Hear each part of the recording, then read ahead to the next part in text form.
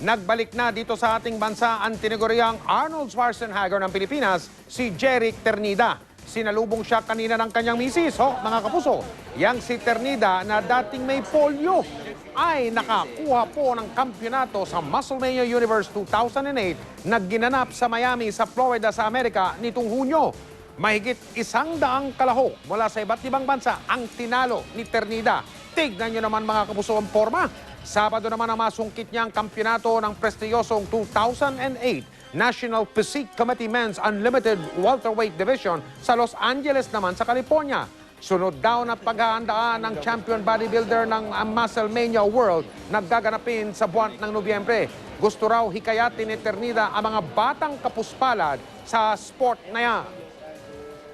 Kasi pag once na na-involve ka sa bodybuilding, lahat ng vices mawawala eh. Sigarilyo, alak, everything. Kasi itong bodybuilding kasi isa sa pinakadisiplinadong sports.